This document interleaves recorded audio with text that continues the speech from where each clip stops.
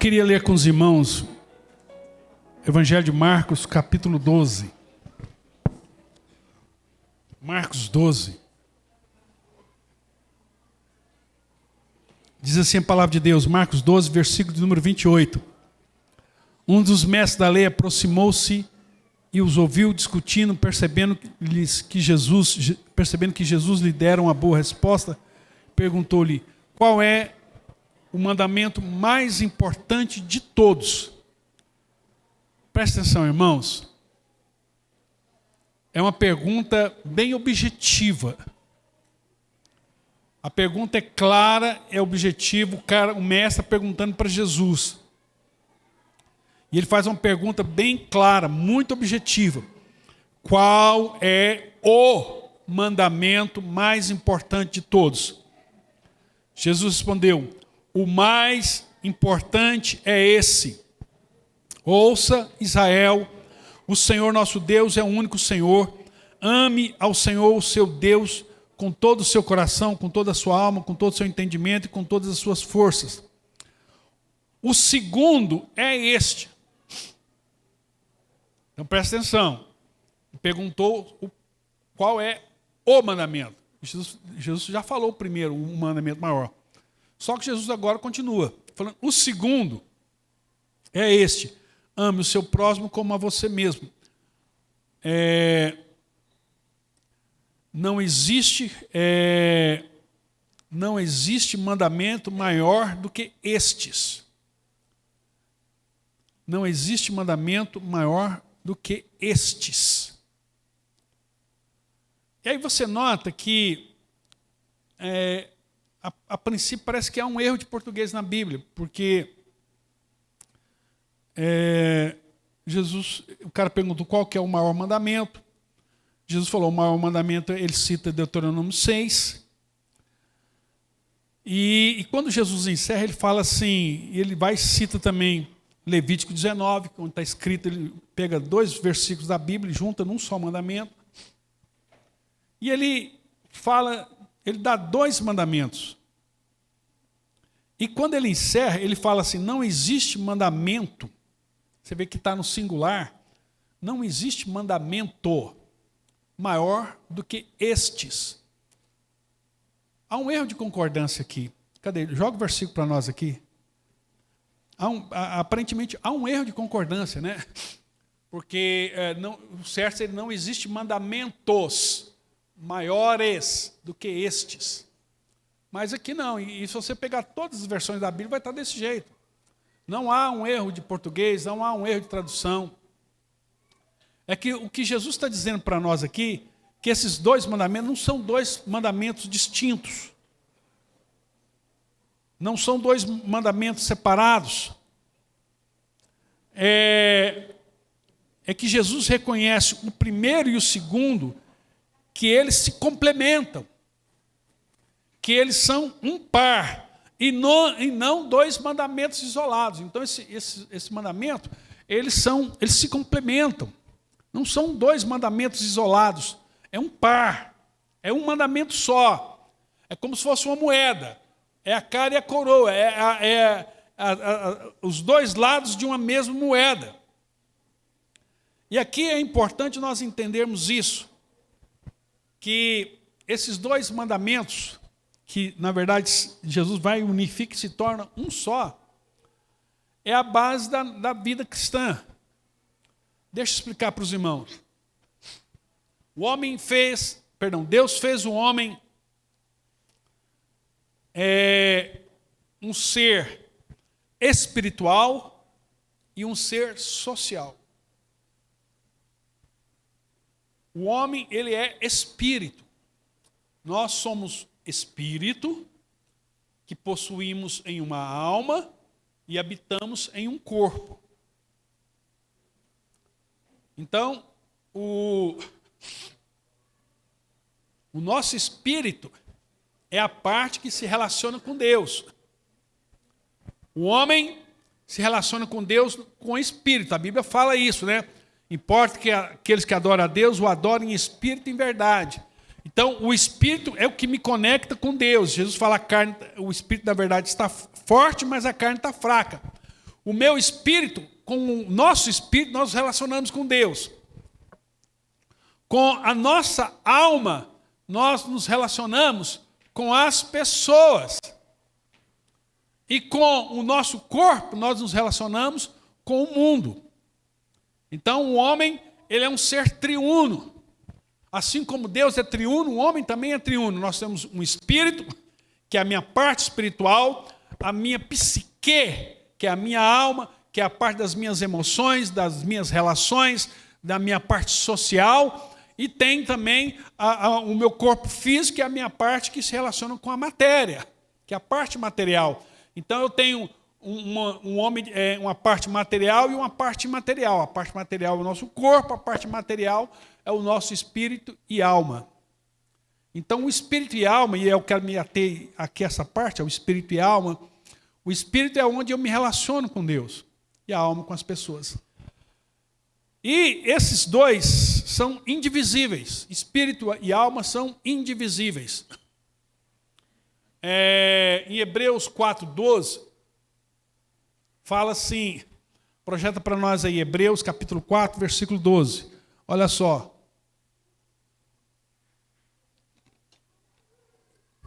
Pois a palavra de Deus é viva e eficaz, e a Bíblia, né, a palavra de Deus, as Escrituras, mais afiada que qualquer espada de 2 gumes, ela penetra ao ponto de dividir alma e espírito, juntas e medulas. Então aqui ele está falando algo que é indivisível e que a palavra de Deus é capaz de dividir. Então ele está usando um exemplo, uma hipérbole aqui, uma figura de linguagem para falar que só a palavra de Deus pode separar essas coisas. Então por isso que há muitos teólogos que creem que o homem só tem 2 partes. A parte material e a parte imaterial, que espírito e alma é a mesma coisa. Então, mas nós cremos que espírito é uma coisa e alma é outra coisa. E por quê? Porque a Bíblia nos dá muita margem para isso, né? E com todo respeito a quem pensa diferente. Mas, voltando aqui para o espírito e para a alma, Deus criou o homem como ser espiritual, totalmente dependente dele. E quando nós falamos que o homem é um ser espiritual e o homem é um ser pessoal, imagine uma ave, um pássaro, ele tem 2 asas. Qual das 2 asas é a asa mais importante? A asa da direita ou a asa da esquerda? Qual das 2 você pode cortar da ave?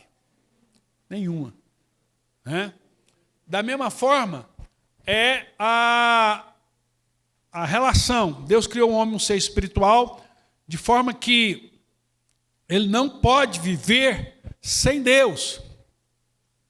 Ele jamais encontrará plenitude fora de Deus, ele jamais encontrará vida fora de Deus. Mas Deus também criou o homem como um ser social. O homem precisa de gente. O homem precisa de pessoas. O isolamento leva à loucura. Você nota que até mesmo as prisões mais severas, quando eles colocam o cara em isolamento, você tem um prazo, tem um limite. Porque o camarada muito tempo isolado, ele vai ficar à loucura. E a vida isolada, ela é uma loucura. Então, Deus fez o homem como um ser espiritual e um ser social, e como espiritual, Deus colocou o homem uma dependência de Deus, de forma que o homem jamais possa conseguir viver plenamente sem um relacionamento com Ele. O grande teólogo do século passado, C.S. Lewis, diz assim: o propósito primeiro das nossas vidas, a razão da nossa existência nesse planeta, é estabelecer um relacionamento com a pessoa que nos colocou aqui. A coisa mais importante do universo é eu estabelecer um relacionamento com Deus. Eu preciso de orar. Eu preciso tirar um tempo que é aquilo que chamar de devocional. Eu preciso de um tempo de oração. Não aquele tempo em que você faz como quem uma obrigação, mas como quem faz aquilo um prazer. Eu preciso ter tempo para me ler as Escrituras, eu preciso ter tempo para eu orar, eu preciso separar. Isso é chamado disciplina, é uma disciplina espiritual. Eu preciso reservar no meu dia o meu devocional, o meu tempo com Deus, a minha relação com Deus, para que eu tenha orientação. Porque o que as pessoas mais querem de Deus? E muitas vezes ela transfere isso até mesmo para o pastor. Que o pastor resolva o problema dela, que Deus resolva o seu problema. Muitas vezes você chega para Deus e fala, Deus resolve o meu problema. Olha a situação, você não está vendo, você não está olhando e vendo como é que está a situação. E você muitas vezes quer que Deus resolva o seu problema. Mas Deus não quer resolver o seu problema. Deus quer te ensinar, te orientar, para que você tenha sabedoria para como resolver o problema. Então nós temos que pedir a Deus, não é a solução, mas a orientação. Porque quem quer que resolva os seus problemas é a criança. A criança ela precisa de alguém que resolva. O bebê precisa de alguém que prepare a mamadeira, que dê o peito, que cuida, que troque a fralda. Mas o adulto não. Ele precisa de direção. E Deus quer, e nós precisamos quebrar com esse tabu. De achar que nós somos ovelhas, que eu estou falando aqui para um bando de ovelhas. Não, vocês precisam entender que vocês não são ovelhas. Vocês são pastores. Vocês saíram já dessa mentalidade de quem quer ser cuidado, quem quer ser mimado, de quem do tipo assim, igual agora, eu viajei, fiquei 20 dias fora, aí tem pessoas que falam, não, eu nem vou na igreja porque o pastor não está lá. Não, agora que você tem que ir porque você é pastor. Você tem que entender que a sua responsabilidade, o seu papel, o seu compromisso. Então nós temos que tirar essa mentalidade de sermos ovelhas e sermos todos responsáveis. Como foi feito aqui nessa manhã, pela Cintia e pelo Léo. Eles viram a situação, o horário, e Deus falou, essa é a orientação. E aí você tem que estar sensível à voz do Espírito, para quê? Para obedecer a Deus. E não querer que Deus venha resolver todos os seus problemas. Mas que Deus venha te orientar. Muitas vezes lá na sua empresa, às vezes você quer estar agindo de forma incorreta lá com relação aos seus funcionários, à sua empresa, tudinho, e você quer que Deus resolva o problema, mas Deus está preocupado em resolver você. Você. Uma vez, agora, uns meses atrás, um empresário, um irmão de outra igreja veio conversar comigo e reclamar da rotatividade de funcionários na empresa dele. Rotatividade, alta rotatividade. E eu conversei com um desses funcionários, ele falou, pastor, ninguém aguenta aquele homem. Aquele homem é insuportável. E é cristão. E eu e um outro irmão falando com ele, irmão, você tem que aprender a se relacionar com pessoas. Você precisa aprender a se relacionar com pessoas. Então, o que Deus está querendo nos ensinar para nós é dar para nós direção e não resolver o nosso problema. Então, C.S. Lewis continua dizendo, enquanto esse relacionamento entre eu e Deus não foi estabelecido, todas as nossas tentativas de conquistar a felicidade, a nossa luta por reconhecimento, por dinheiro, pelo poder, pelo casamento perfeito, ou pela amizade ideal, tudo que buscamos por toda a nossa vida, jamais serão suficientes, nunca podemos satisfazer inteiramente o desejo, preencher o vazio, acalmar a ansiedade ou nos fazer felizes. Porque você pega os lugares mais bem-sucedidos do mundo, como Japão, Finlândia, Noruega, são os países, né, Suécia. Mas olha o nível de suicídio. Olha, as pessoas conquistaram tudo, mas está faltando algo. E Deus fez o ser humano de forma que, sem ele jamais pudesse ser pleno. É impossível o homem ser pleno sem Deus, sem um relacionamento com Deus.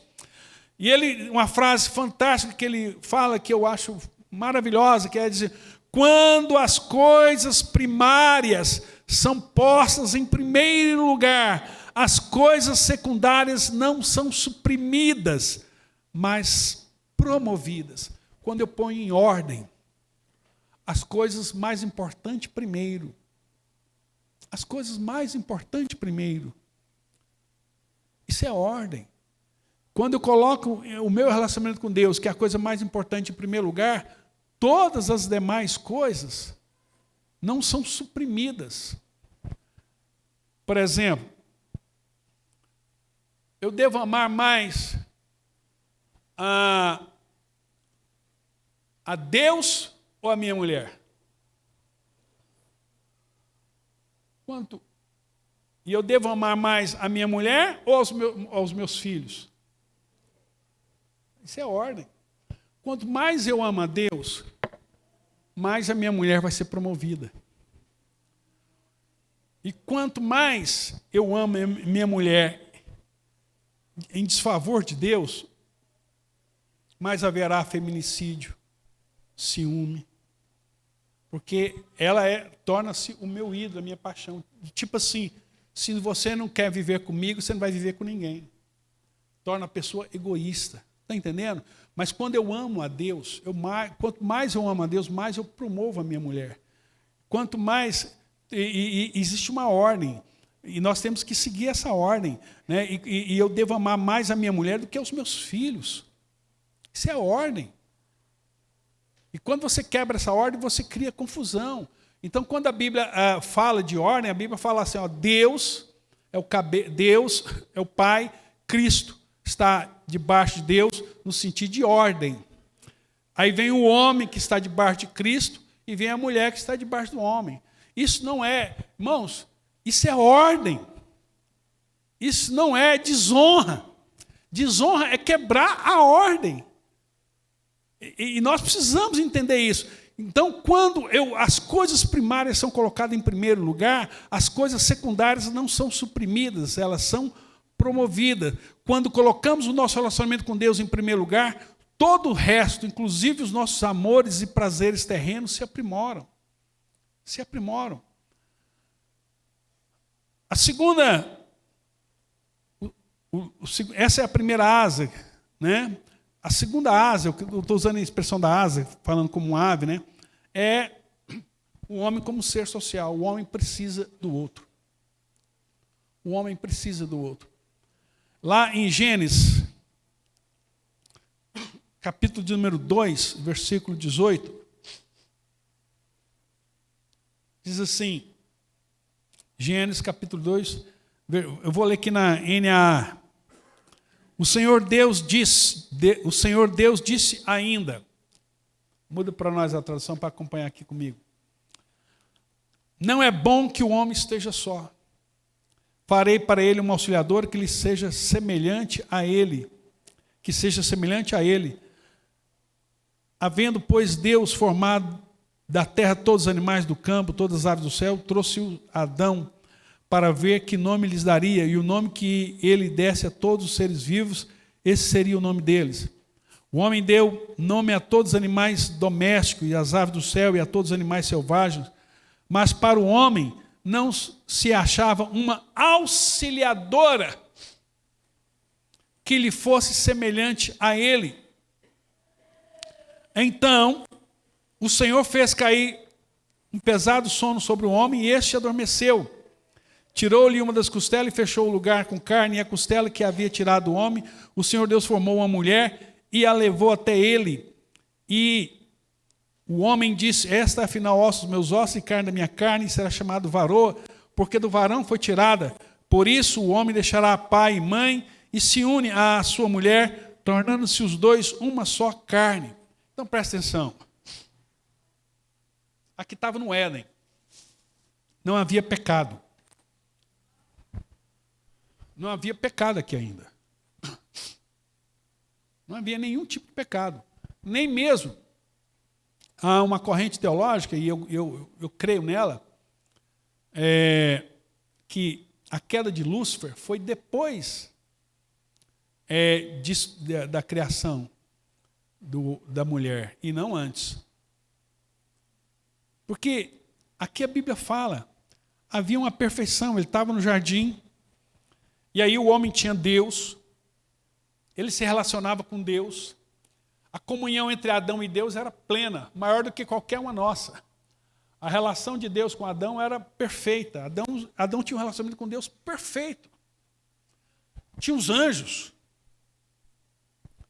Adão tinha um lugar perfeito, um Deus perfeito que se relacionava com ele. Então quem dirigia o louvor eram os anjos. Quem ministrava a palavra era o próprio Deus. E a plateia ali era os animais. Então lá tinha tigre, tinha leão, tinha vaca, tinha ovelha. Tinha tudo ali. Tava tudo. Aí você imagina, irmão, isso é um paraíso, por isso que é chamado paraíso. Você tem um lugar assim, ó. Eu e Deus.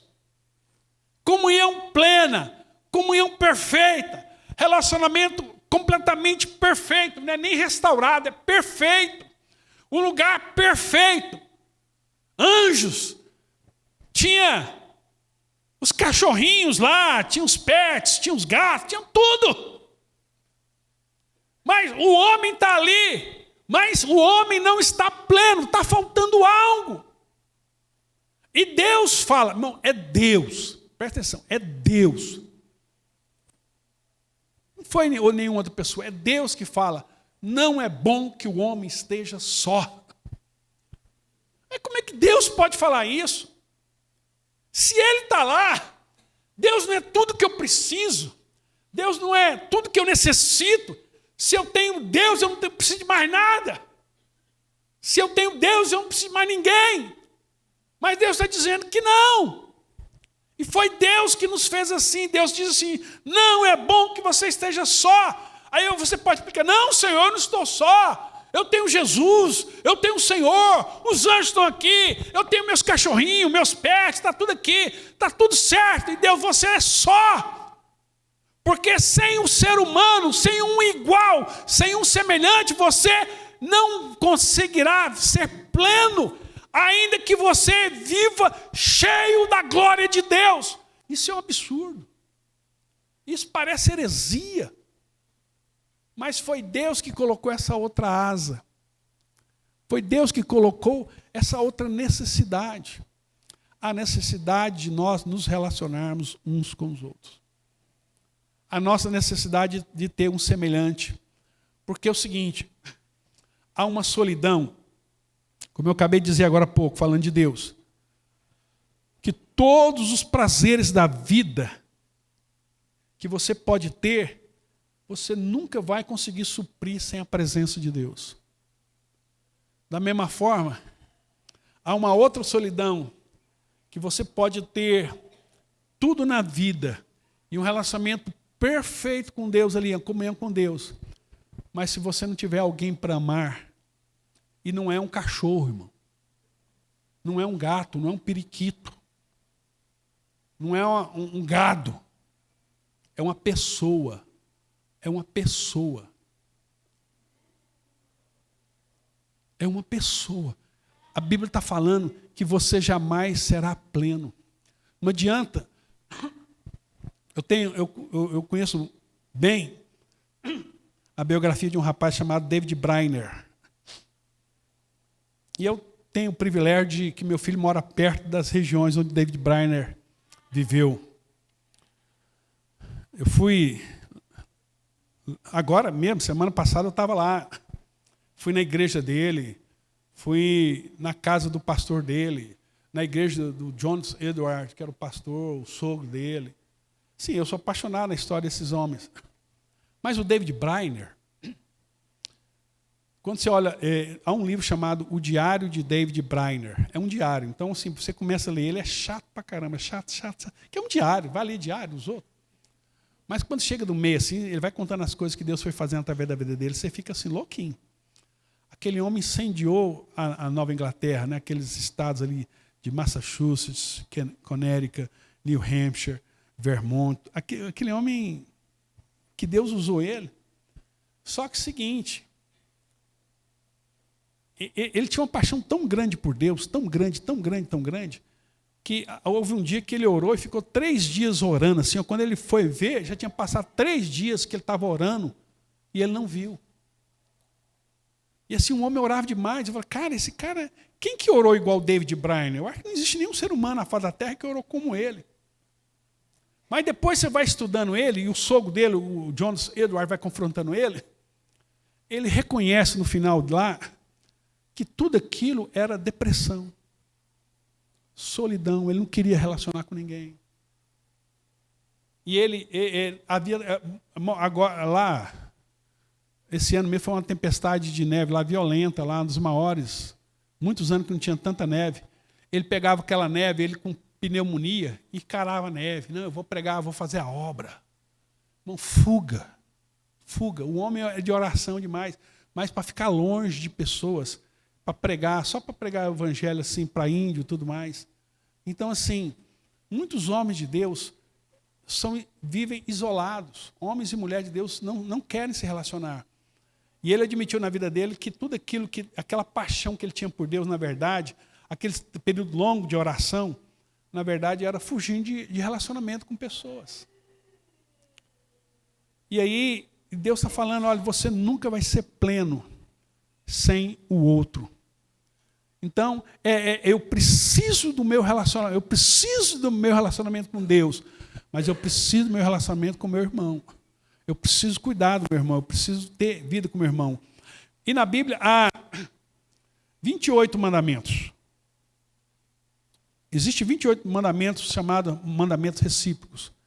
Amai-vos uns aos outros, suportai-vos uns aos outros, perdoai-vos uns aos outros, consolai-vos uns aos outros, sede servos uns dos outros. Né? E são 28 mandamentos que tem na Bíblia. E são mandamentos que você só pode cumprir com o seu irmão. Com o seu irmão. Então eu não posso vir e falar assim, já viu aquelas pessoas? Aqui não tem ninguém aqui, não tem, mas existe assim. Aquela pessoa, eu quero ir para a igreja, eu quero sentar lá, ficar lá no meu banquinho, não quero me relacionar com ninguém, terminar o culto, quero ir embora, não quero saber. Eu sei, não tem ninguém aqui que pensa assim, mas existe pessoas, irmão, existe pessoas assim. Que ela não quer se relacionar, não quer se envolver, não quer ir no pequeno grupo, não quero me envolver com ninguém, não quero ninguém frequentando a minha casa, não quero ser amigo de ninguém. Isso é pecado. Isso é pecado. No momento mais difícil da vida de Jesus,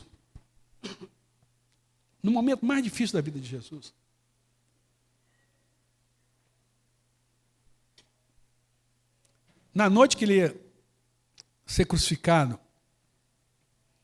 Jesus, a Bíblia fala que ele foi tomado de uma angústia tão forte, tão forte, tão forte, que ele começou a transpirar sangue. Esse fenômeno é chamado de hematidrose.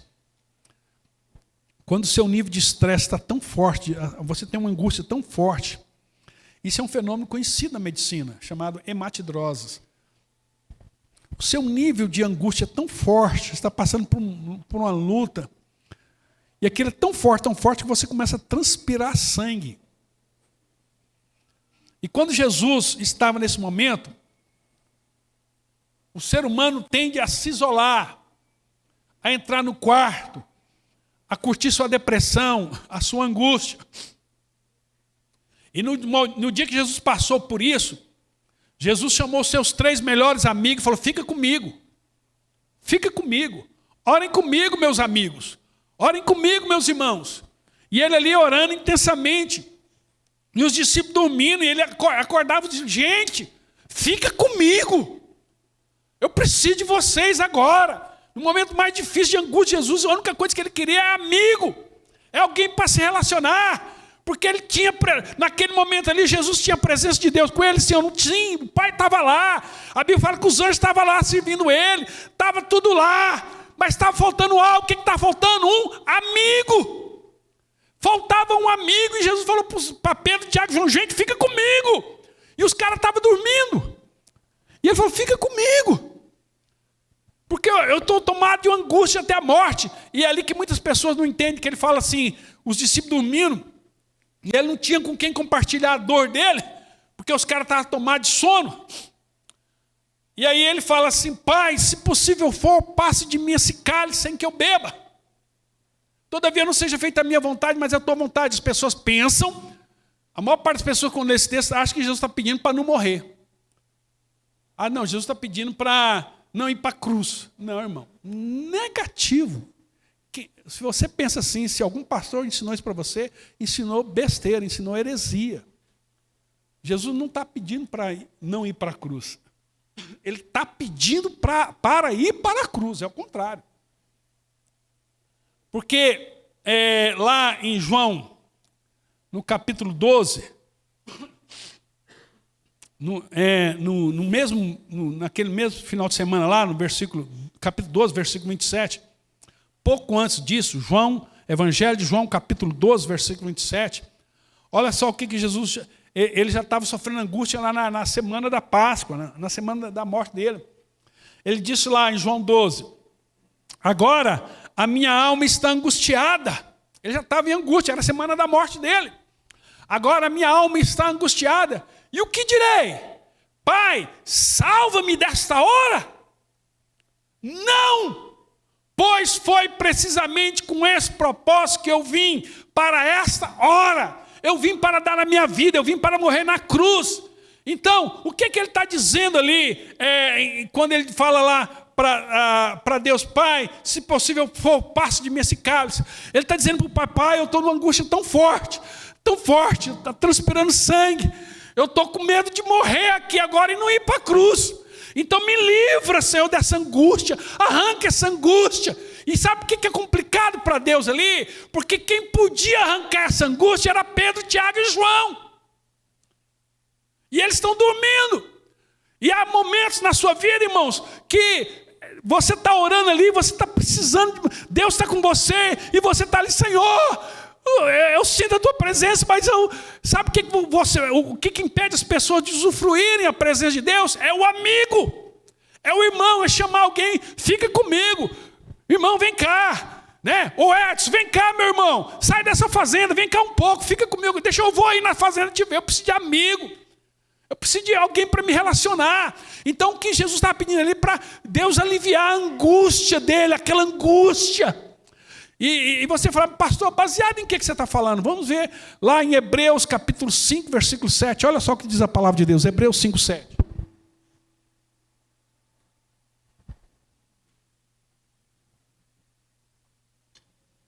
Ele, Jesus, nos dias da sua carne, tendo oferecido com forte clamor e lágrimas, está falando desse momento, orações e súplicas, a quem o podia livrar da morte, foi ouvido por causa da sua reverência. Olha o que o texto está dizendo. Quando eu sempre ouvi as pessoas ensinar assim, quando teve uma oração que Jesus orou e que Deus não atendeu. Qual foi? Lá na cruz, lá na morte, lá antes dele ser preso, lá no monte, no Getsêmani, ele pediu para Deus livrar ele da cruz, mas Deus não livrou ele da cruz, Deus deixou ele morrer na cruz. Eu sempre criei assim quando eu era novo convertido. Mas o texto está dizendo não. Que ele orou não foi pedindo para se livrar da cruz, foi da angústia, para Deus liberar da angústia. E ele está dizendo aqui, olha o que o texto está dizendo. Ele orou para aquele que podia livrar da morte e foi ouvido. Deus respondeu à oração de Jesus. A Bíblia fala, engraçado, se não me engano é Mateus 27, ou é Lucas, que fala que Deus, o que Deus fez? A Bíblia fala que Deus enviou um anjo que o consolava. Esse versículo, me ajuda a achar aqui, que esse versículo me veio na cabeça aqui agora. Quando ele fala isso, se não me engano é em Lucas que ele fala isso, né?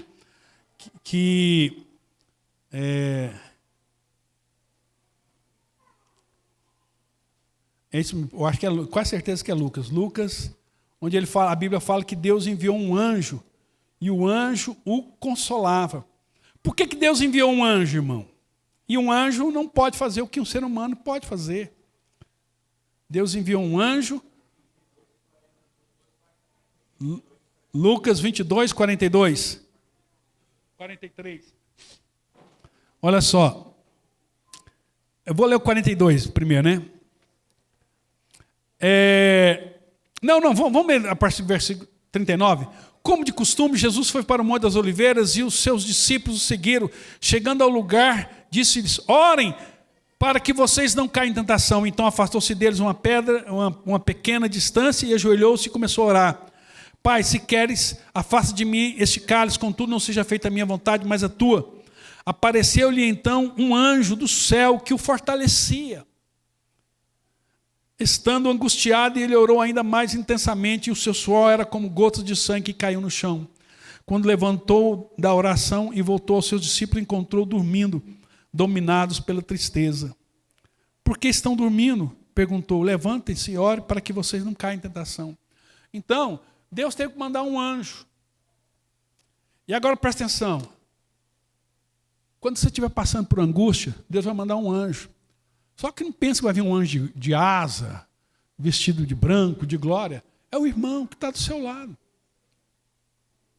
É o irmão que pode orar com você. É um pastor Osmar, Divino, o Edinaldo, o Lucas, o Edson, está levantando a mão ali, o Edson, né, o Regim. Qualquer um de nós. Qualquer um de nós. Irmão, você pode orar com uma pessoa. É possível que você não pode orar com uma pessoa. Chorar com uma pessoa.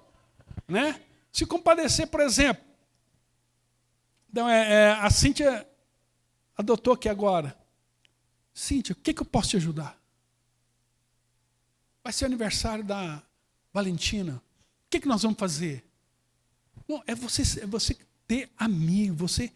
E eu quero encerrar o último versículo lá, lendo em Tiago, capítulo de número 5, versículo 16. Eu encerro aqui. Tiago 5,16. Olha só. Portanto, confessem os seus pecados uns aos outros e orem uns pelos outros. Confessem os seus pecados uns aos outros e orem uns pelos outros. São mais 2 mandamentos para serem curados. A oração do justo é poderosa e eficaz. Então, presta atenção. Eu pequei. Quando eu oro a Deus, o meu pecado é perdoado.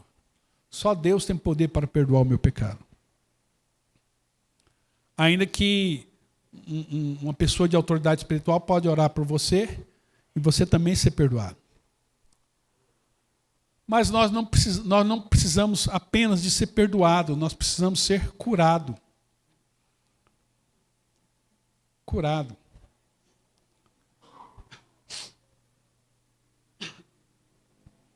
Então, quando o Regim confessa um pecado dele para a mulher dele, ele não vai ser só perdoado. Agora ele vai ser curado. Deus perdoa, o irmão cura. E qual que é a diferença? É que quando eu sou, vamos falar hipoteticamente aqui, né?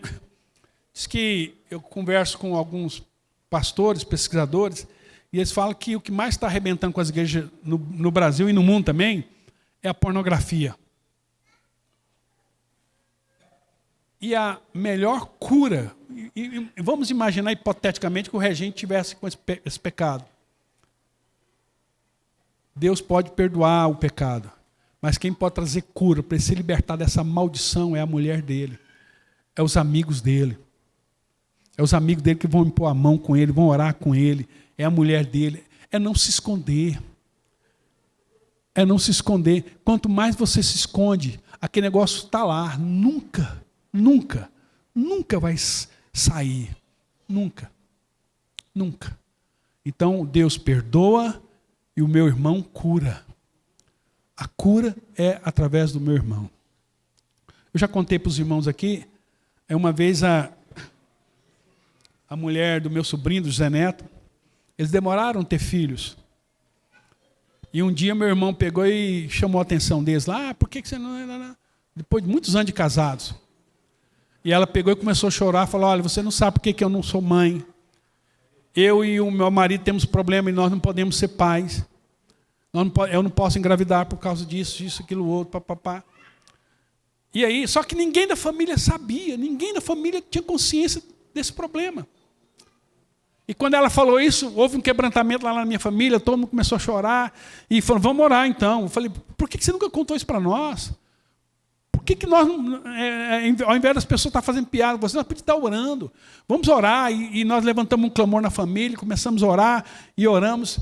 Pouco tempo depois, a Patrícia engravidou, e hoje tem a mãe da menininha da Alice, que muitos aqui conhecem a Alice. Mas fruto de oração, porque abriu, confessou, falou, e foi curada. Amém?